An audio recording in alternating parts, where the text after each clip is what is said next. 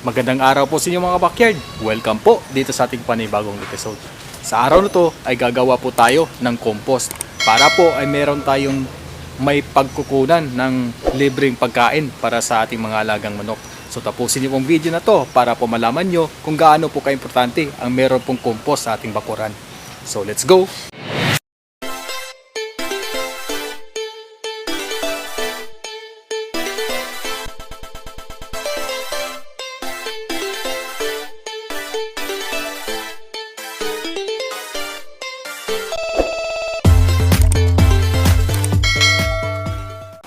So mga backyard, dito po sa area na to ay dito po tayo gagawa ng compost. Dati po itong compost bin ko, dito ko po nilagay. Pero ngayon ay nilinis ko na. Dati talaga ay dito kumakain yung mga alaga kong manok. Dito ko tinatambak yung mga nabubulok na mga materials natin, yung mga waste natin sa kusina ay dito po tinatambak. Hinahayaan ko ng mga ilang mga araw, saka ko ay hinayaan yung mga manok natin na gumala dito at ginagalaw yung lupa.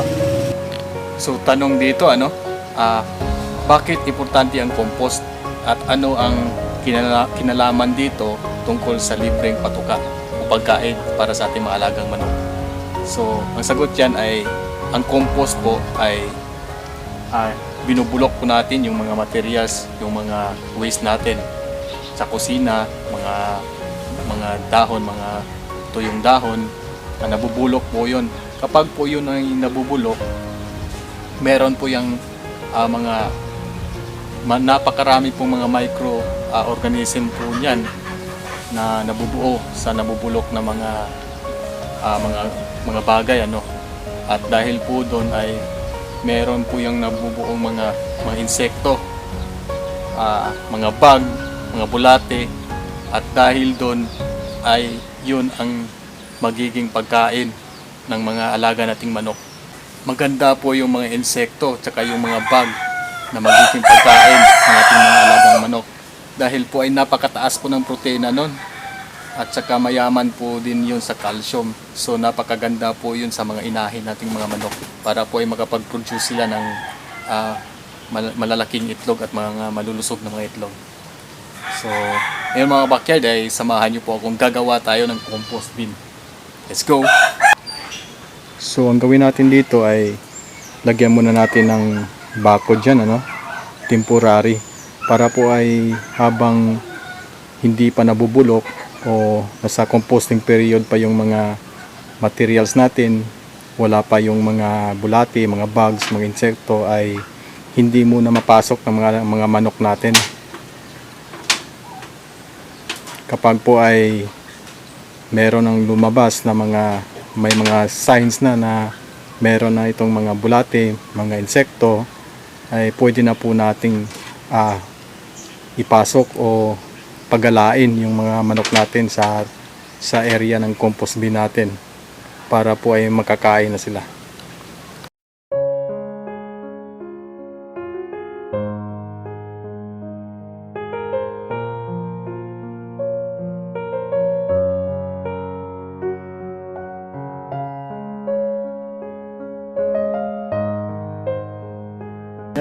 Ito na po.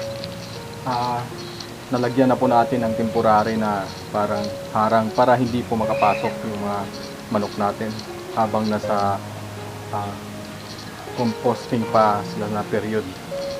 So temporary lang muna po ito.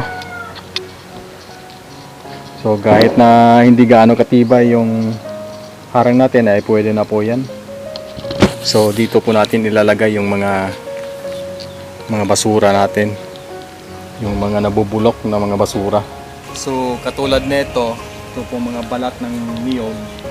Sa ilalim po nito ay meron na po yung mga insektong nakatira, may mga bulate na dyan, yung mga earthworm, mga maggots. So kapag naigalaw po natin ito, ay mai-enjoy po yun ng mga alaga nating manok. Makakain po nila yung mga bulate na andyan, yung mga earthworm. tsaka yung mga meron din diyang mga maliliit na ipis, at may enjoy pa rin yun ng mga alaga nating manok.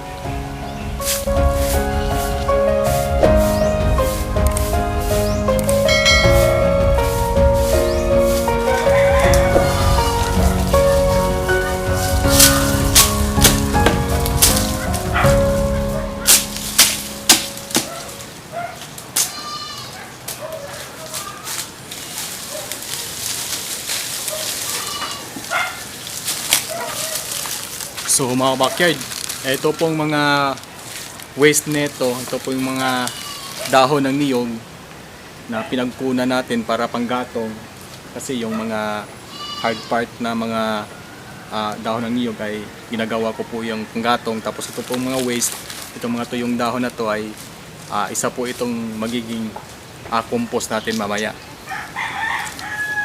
So yung mga backyard, ito po yung mga basura na nakolekta natin, nawalis po natin. So bali ito po yung ilalagay natin sa compost bin natin. So kung napapansin niyo po, yan po mga manok natin, ganyan po ang magiging ugali nila sa isang, kapag po ay ready na po yung mga compost natin. Sila na po ang naghahanap ng pagkain nila. Kapag yung mga yan ay na-compost, ay magkakaroon na po yan ng mga pagkain nila. So napakaganda po ng compost. Ganyan po ang magiging ugali nila. Sila na lang po yung naghahanap ng pagkain. At least ay yung energy nila ay nagagamit din nila. Kapag kasi ay wala silang ginagawa, ay sumisira na lang sila kung anong-ano. Ilalagay na po natin ito sa compost bin para po ay in the future ay meron po tayong libreng maipakain sa ating mga alaga.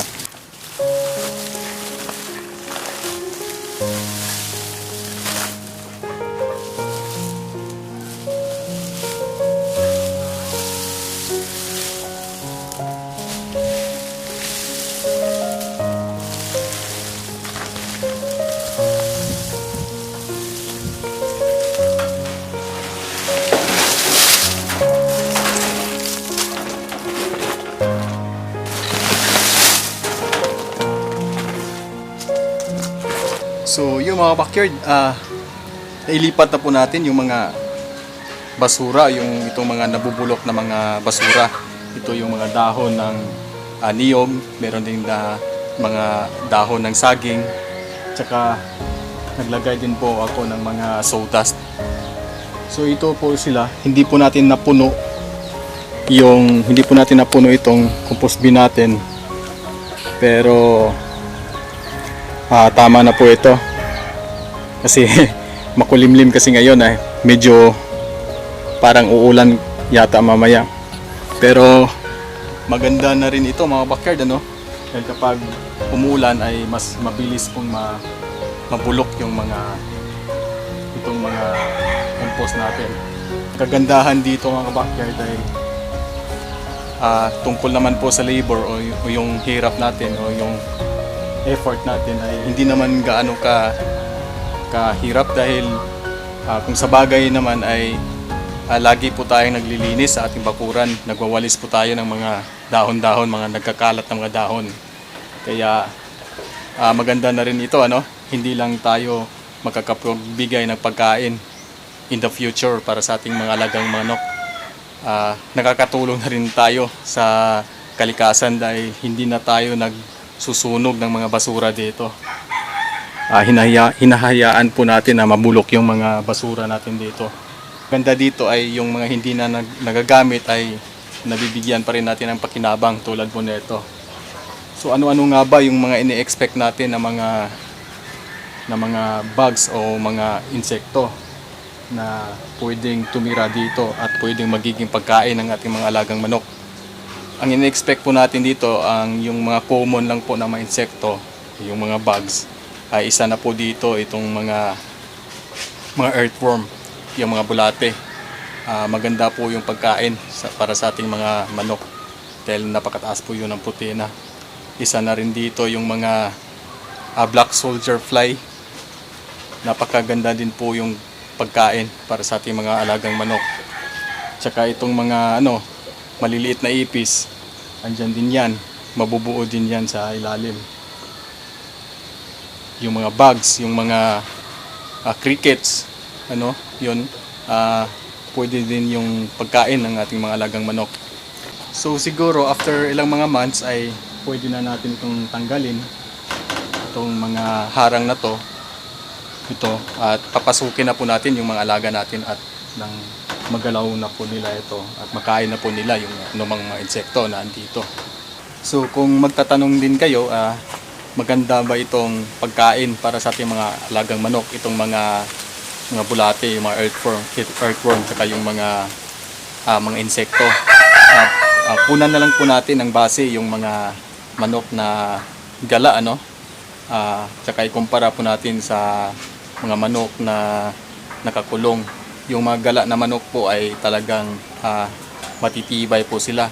So kung isipin po natin ang ano bang kinakain nila, syempre ito pong mga bulate tsaka yung mga insekto. Yun po ang kinakain ng mga gala ng manok. Tsaka yung mga nasa kulungan ng mga manok ay kapag hindi kumpleto yung feeds na hindi mo maibigay yung kumpletong patuka para sa kanila, ay magiging matamlay po sila. Ikumpara mo din sa mga gala na manok, kahit hindi mo sila binibigyan ng mga kumpletong patuka ay malulusog pa rin sila at magaganda pa rin yung pangangatawan nila at matibay pa sila sa sakit.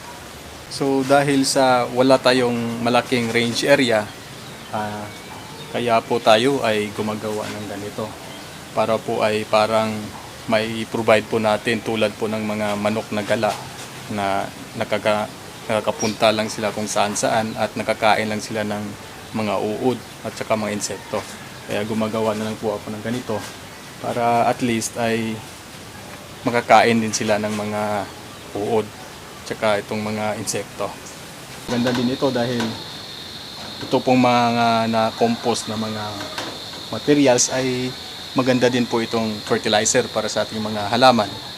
Tulad ng mga pananim natin na ubas, ay maganda din po itong magiging organic fertilizer. So kung mayroon din kayong mga cardboard, yung mga karton, ay pwede nyo rin pong isama dito. Dahil carbon din po yon. Carbon tsaka kailangan din natin ng nitrogen. Ang nitrogen naman ay yun po ang nakukuha sa mga nabubulok na mga halaman. Tsaka yung carbon, yung karton, mga cardboard, ay yun po ang carbon. So yung mga backyard, sana po ay may natutunan po kayo sa video na to. At sana po ay nagustuhan niyo pong video na to. Kung nagustuhan niyo po ang video na to, paki-like, share, subscribe naman po para po ay gaganahan pa po tayong gumawa ng panibagong video. So hanggang dito na lang po muna mga backyard. Hanggang sa muli. Maraming salamat.